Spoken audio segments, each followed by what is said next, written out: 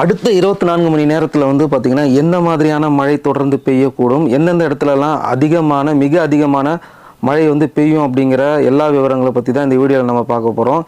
ஏற்கனவே இந்திய வானிலை ஆய்வு மையம் வந்து பார்த்திங்கன்னா 13 அன்று வெளியிட்ட அறிக்கையில் வந்து 14 முதல் 17ஆம் தேதி வரைக்கும் வட மாவட்டங்களில், கடலோர மாவட்டங்களில் கனமழை முதல் கொண்டு மிக அதிகமான கனமழை பெய்யும் அப்படிங்கிறத வந்து ஏற்கனவே முன்னெச்சரிக்கை நடவடிக்கையாக வந்து சொல்லிட்டாங்க. இருந்தாலும் இந்த 14ஆம் தேதியிலிருந்து 17ஆம் தேதி வரைக்கும் சுமார் 40 சென்டிமீட்டர் மழை வரைக்கும் பெய்யும் அப்படின்னு எதிர்பார்க்குறாங்க. அதிகபட்சமாக 20 சென்டிமீட்டர் மழை ஒரே நாளில் பெய்வதற்கான வாய்ப்புகளும் இருக்கிறதா வந்து சொல்லப்படுது. சென்னையில் தீவிரமான மழைகள் பெய்யும் அப்படின்னு தான் தொடர்ந்து எல்லாரும் எதிர்பார்த்துட்டு இருக்காங்க. ஏன் அப்படின்னு பார்த்தீங்கன்னா, சென்னையை சுற்றி உள்ள பகுதிகளில் தான் கொஞ்சம் அதிகமான மழை இந்த முறை பெய்வதற்கான வாய்ப்புகள் இருக்கிறதா சொல்லப்படுது. சென்னை, செங்கல்பட்டு, காஞ்சிபுரம், திருவள்ளூர் பகுதிகளில் வந்து அடுத்த கட்ட கனமழை பெய்து வருது அப்படிங்கிறது உங்கள் எல்லாருக்குமே தெரியும். அடுத்த கட்டமாக மழை மேகங்கள் சென்னையை நோக்கி நகர தொடங்குறத வந்து நீங்களே பார்த்துருப்பீங்க. அதாவது மழைக்கு வந்து இப்போ தான் தயாராகிட்டு இருக்குது. கடல் பகுதியிலிருந்து அந்த மேக கூட்டங்கள் வந்து பார்த்திங்கன்னா நகரத்தை நோக்கி வந்து பார்க்குற முடியுது உங்கள் எல்லாருமே. நீங்கள் இந்த மேப்பில் கூட பார்க்கலாம். மழை வந்து இப்போ தான் அதிதீவிர மழையாக மாறிக்கொண்டு இருக்கிறது அப்படிங்கிறது உண்மை. இன்று முழுக்கவே வந்து பார்த்திங்கன்னா இதே போல் இன்னும் பல மழை மேகங்கள் வந்து பார்த்திங்கன்னா நம்ம பார்க்க முடியுது. நாளை வங்கக்கடலில் நிலவும் காற்றழுத்த தாழ்வு பகுதி வட தமிழ்நாட்டிற்கு நெருக்கமாக சென்னைக்கு மிக அருகே வரும் வாய்ப்புகள் அதிகமாக இருக்கிறதா சொல்லப்படுது.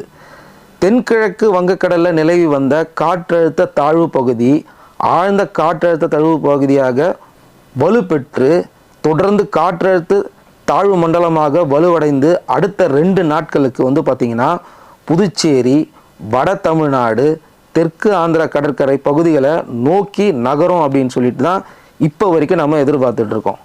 இன்று வட தமிழகத்தில் அநேக இடங்களில், தென் தமிழகத்தில் ஒரு சில இடங்களில், புதுவை மற்றும் காரைக்கால் பகுதிகளில் இடி மின்னலுடன் கூடிய லேசானது முதல் மிதமான மழை மட்டுமே பெய்யக்கூடும் அப்படிங்கிற தகவலும் வந்து பார்த்திங்கன்னா வெளியாகிருக்கு.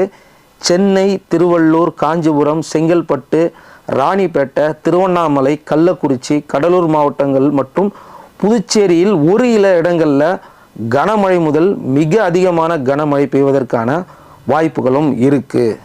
வேலூர், திருப்பத்தூர், கிருஷ்ணகிரி, தருமபுரி, சேலம், ஈரோடு, அரியலூர், பெரம்பலூர், தஞ்சாவூர், திருவாரூர், நாகப்பட்டினம், மயிலாடுதுறை மாவட்டங்களில், காரைக்கால் பகுதிகளும் இதெல்லாம் கனமழை பெய்ய வாய்ப்பு இருக்கிறதா வந்து பார்த்திங்கன்னா பல தகவல்கள் வந்திருக்குது. குறிப்பாக சொல்லணும் அப்படின்னா, இலங்கையில் 360 கிலோமீட்டர் தூரத்தில் வந்து பார்த்திங்கன்னா தொடர்ந்து வந்து ஒரு இடத்துல மையம் கொண்டு இருக்கிறத வந்து நம்மளால் பார்க்க முடியுது. இப்போ பல பேர் கேட்குற ஒரே ஒரு விஷயம் வந்து, இது வந்து புயலாக மாறியதா அப்படின்னு கேட்டிங்கன்னா, இந்த நிமிடம் வரைக்கும் அதீத புயலாக மாறவில்லை அப்படிங்கிறது வந்து பார்த்திங்கன்னா உண்மைதான். இப்போ வரைக்கும் அந்த காற்றழுத்த தாழ்வு மண்டலமானது ஒரு இடங்களில் அப்படியே நீடிக்கிறதுனால தான் வந்து பார்த்திங்கன்னா இந்த மழையோடைய அளவு அப்படிங்கிறது வந்து இப்போ கொஞ்சம் கொஞ்சமாக கணிக்கப்பட்டு வந்துட்டு இருக்குது. குறிப்பாக நாளை காலை 6 மணி முதல் வந்து பார்த்திங்கன்னா நாம் எதிர்பார்த்துக்கிட்டு இருந்த அந்த கனமழை அப்படிங்கிறது வந்து பார்த்திங்கன்னா தொடங்கும். நாளை காலை 6 மணி முதல் இரவு வரை வந்து பார்த்திங்கன்னா அந்த கனமழை அப்படிங்கிறது வந்து பார்த்திங்கன்னா தொடர்ந்து பெய்வதற்கான வாய்ப்புகள் இருக்கிறது அப்படிங்கிற தகவலும் வந்து பார்த்திங்கன்னா இப்போ கிடச்சிருக்கு. அதே மாதிரி நாளை மறுநாளும் இந்த மழையோடைய அளவானது வந்து கொஞ்சம் கூடுதலாக இருக்கும் அப்படிங்கிறதும் நம்ம தெரிவிச்சிருக்கோம். அதாவது கடந்த வருடங்களில் ஒவ்வொரு முறையும் வந்து பார்த்திங்கன்னா இங்கே மழையோட அளவு வந்து அதிகரிச்சுட்டே போதே தவிர குறைந்தபாடு இல்லை. அதே தான் கடந்த வருடம் நாம் எதிர்பார்த்தது வந்து 81% மழை இருந்தது. இந்த முறை வந்து அதை விட அதிகமாக 85லேருந்து 86% மழை வருவதற்கான வாய்ப்புகள் அதிகமாக இருக்குது அப்படின்னு சொல்லப்படுது. அது மட்டும் இல்லாமல் குறிப்பாக சொல்லணும் அப்படின்னா, சென்னையில் பல பகுதிகளில் வந்து பார்த்திங்கன்னா இன்றைக்கி நிறைய மழை வந்து இருக்குது. குறிப்பாக அண்ணா நகர், வேளச்சேரி, கிண்டி, பல்லாவரம் போன்ற பல பகுதிகளிலும் இன்றைக்கி எதிர்பார்த்ததை விட அதிகமான மழை பதிவாகிருந்தது. அதுக்கேற்ற மாதிரி பெய்து இருந்தது. இதுதான் வந்து பார்த்திங்கன்னா எதிர்பார்த்துட்டு இருந்த அடுத்த 24 மணி நேரத்தில் நடக்கக்கூடிய சில வானிலை மாற்றங்களை பற்றி தான் நம்ம இப்போ வந்து பார்த்துருக்கோம். இன்றைக்கி வந்து ஏன் வந்து பார்த்திங்கன்னா பல இடங்களில் அதிவேகமான மழை இல்லை அப்படின்னு சொல்லிட்டு பல பேர் கேட்டுட்ருக்காங்க. அதாவது எங்கள் பகுதியில் வந்து பார்த்திங்கன்னா இந்த அளவுக்கு மழை இருக்குது, பல பகுதிகளில் வந்து மழை வந்து மாறி இருக்குது, சில இடங்களில் வந்து விட்டு விட்டு தான் மழை பெஞ்சிட்டு இருக்குது அப்படின்னு சொல்லிட்டு இருக்காங்க. அதுக்கு காரணம் என்னென்னா, இன்றைக்கி நாம் எதிர்பார்த்துக்கிட்டு இருந்த அந்த மேகக்கூட்டங்கள் வந்து பார்த்திங்கன்னா இன்றைக்கி 4 மணி, அதாவது இன்றைக்கி 5-4 மணிக்கு அளவில் தான் வந்து பார்த்திங்கன்னா கொஞ்சம் கொஞ்சமாக அதோடைய மாற்றங்கள் அப்படிங்கிறது வந்து ஆரம்பிச்சிருக்கு.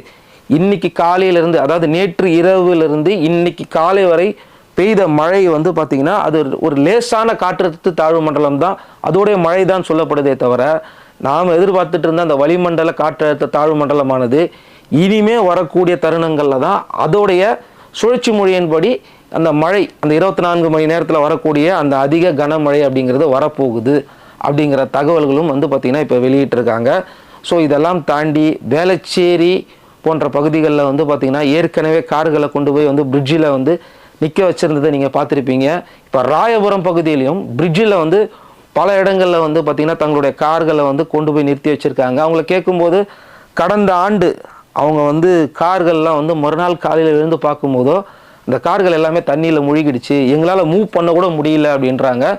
ஸோ நீங்கள் மூவ் பண்ணிட்டீங்கன்னா இன்சூரன்ஸும் கிடைக்காது அப்படின்ற மாதிரி ஸ்டார்ட் பண்ணிட்டா இந்த மாதிரியெல்லாம் பல பிரச்சனைகள் இருக்குது. ஸோ எனக்கு தெரிஞ்சு இப்போ முன்னெச்சரிக்கையாகவே நேற்றுலேருந்தே பல பேர் வந்து பார்த்திங்கன்னா இதை செய்ய ஆரம்பிச்சிட்டாங்க. ஸோ மழை வந்ததுக்கப்புறமா நம்ம பொறுமையாக இருக்காமல் இப்போவே சில இடங்களில் வந்து பார்த்திங்கன்னா மழை வந்து அதிதீவிரமாக இருக்குது, ஒரு இடங்களில் இப்போவே கரண்ட்டு வந்து சில இடங்களில் இல்லை அப்படிங்கிற தகவல்களும் நம்மளுக்கு வந்து கிடைக்குது. ஏன்னா அதிகமான தண்ணீர் இருக்கிற பகுதிகளில் கரண்ட் இருக்கிறதன் மூலம் பல பிரச்சனைகள் வந்து வருவதற்கான வாய்ப்பு இருக்குது. ஸோ இன்னொரு முக்கியமான ஒரு விஷயம், யார் யாரெல்லாம் இந்த மொபைல்களை சார்ஜ் பண்ணி வைக்கிறது அப்படிங்கிறத வந்து இப்போவே நீங்கள் ஆரம்பிக்கிறது நல்லது. ஏன்னா இன்றைக்கி நாம் பார்த்த மழையோட அளவுங்கிறது மிதமான மழை. இன்றைக்கி பெஞ்சிருக்கிற மழை வந்து கனமழையில் வந்து நம்ம வராது. இன்றைக்கி பெய்திருக்கிற மழை வந்து மிதமான மழை தான் பெஞ்சிருக்கு. நம்ம சொல்கிற முக்கியமான ஒரு விஷயம் இதுதான். இந்த நேரத்தில் வந்து பார்த்திங்கன்னா சில பேர் வந்து நண்பர்களை போய் பார்க்குறான்னு சொல்லிட்டு பைக் எடுத்துகிட்டு போகிறது, கடலில் வந்து பார்த்திங்கன்னா எவ்வளோ தண்ணி வந்து இருக்குது, கடல் வந்து எந்த அளவுக்கு கொந்தளிப்பாக இருக்கிறது பார்க்க போகிறது, அதுக்கப்புறமா இந்த பிரிட்ஜு கீழே போகிற தண்ணியெல்லாம் பார்க்குறது அப்படிங்கிறத தொடர்ந்து அவாய்ட் பண்ணுங்கள். எல்லாரும் சொல்லக்கூடிய முக்கியமான ஒரு விஷயம் வந்து யாரும் வெளியில் தேவையில்லாமல் வர வேண்டாம் அப்படிங்கிறது தான் திரும்ப திரும்ப சொல்லிக்கிட்டு இருக்காங்க. ஏன்னா பல நேரங்களில் வந்து பார்த்திங்கன்னா நம்ம செய்கிற மிகப்பெரிய தவறு என்னென்னா அதிகமாக மழை பெய்யும் நேரத்தில் வெளில போகிறது தான். ஸோ இதை நீங்கள் அவாய்ட் பண்ணுங்கள். இப்போ இந்த செய்தியை நீங்கள் பார்க்குற இந்த நேரத்திலே வந்து பார்த்திங்கன்னா முடிஞ்ச அளவுக்கு தேவையான வீட்டில் இருக்கிற எல்லா பொருட்களும் வாங்கி வச்சுக்கிங்க. செல்ஃபோனை முக்கியமாக சார்ஜ் பண்ணி வைங்க. அதுதான் நம்மளுக்கு ஏதாவது ஒரு எமர்ஜென்சி அப்படின்னா கூட நம்மளுக்கு கால் பண்ணுறதுக்கும் விஷயங்களை தெரிவித்துக்கும் இருக்கும். உங்களுக்கு ஏதாவது ஒரு சந்தேகங்கள் ஏதாவது இருந்ததுன்னா உங்கள் பகுதிகளில் வந்து பார்த்திங்கன்னா வேறு ஏதாவது மாற்றங்கள் இருந்துச்சு, மழை அதிகமாக இருந்ததுன்னா மறக்காமல் கமெண்ட் செக்ஷனில் வந்து கமெண்ட் பண்ணுங்கள். அதை பற்றியும் நம்ம பேசுவோம். இப்போ நம்ம பேசிக்கிட்டு இருக்கிற இந்த நேரம் வரைக்கும் என்ன நிலைமை அப்படிங்கிறத நம்ம சொல்லியிருக்கோம். ஏன்னா இந்த காற்று அப்படிங்கிறது வந்து இந்த திசையை வந்து தொடர்ந்து மாறிக்கிட்டே இருக்கும். உங்களுக்கே தெரியும் நினைக்கிறேன். கணித்ததை விட அதிகமாக மழை பெய்யும், கணித்ததை விட சுமாராக மழை பெய்யறதுக்கும் இருக்குது. ஆனால் இந்த முறை அதிகமான மழை அளவை வந்து எதிர்பார்த்துருக்காங்க அப்படிங்கிறத தெரிஞ்சுக்குங்க.